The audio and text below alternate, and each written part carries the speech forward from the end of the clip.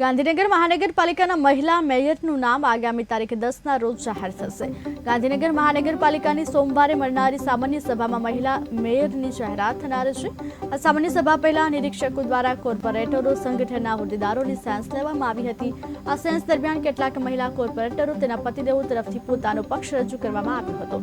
Mayor standing અને deputy mayor માટે હાલના તબક્કે દીપ્તિબેન પટેલ, ગોબરાંગભાઈ અને જસપાલસિંહનું નામ આગળ હોવાનું જાણવા મળી રહ્યું છે। લાંબા સમયથી ભારતીય જનતા પક્ષમાં કાર્યરત રહી સનિષ્ઠ સેવાઓ બજાવી રહેલા જૂના જોગીઓને આ નામોથી દુઃખની લાગણી ઉદ્ભવી હોવાનું પણ જાણવા મળ્યું છે।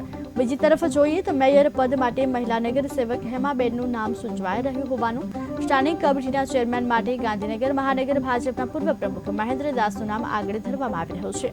એટલું જ નહીં, તાજેતરમાં થયેલી વિધાનસભાની પેટા ચૂંટણીઓમાં જેમ પક્ષ પલટુઓને ચાન્સ આપવામાં આવ્યો એ રીતે ગાંધીનગર મહાનગરપાલિકામાં પણ કોંગ્રેસમાંથી ભાજપમાં આવેલા પક્ષ પલટુને ચાન્સ આપવામાં આવે તો નવાઈ નહીં લાગે। ગાંધીનગર મહાનગરપાલિકાના નવા પદાધિકારીઓના નામ તો સોમવારે સામાન્ય સભામાં મેન્ડેટ ખુલે ત્યારે જ જાહેર થશે, ત્યાં સુધી રાહ જોવી રહી।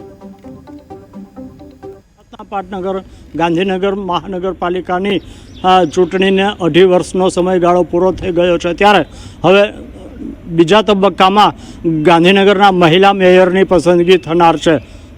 તો એવા સમયે ગઈકાલે સેક્ટર 21 ખાતે અલગ અલગ કોર્પોરેટરોની સેન્સ લેવામાં આવી। એટલું જ નહીં, ગાંધીનગરના ધારાસભ્ય સહિત અલગ અલગ હોદ્દેદારોની પણ સેન્સ પ્રક્રિયાનું આયોજન કરવામાં આવ્યું હતું। આ તબક્કે જોવાનું એ રહે છે કે સોમવારે થનારી સામાન્ય સભામાં કોણ મેયર, સ્ટેન્ડિંગ કમિટીના ચેરમેન અને ડેપ્યુટી મેયરની પસંદગી થશે।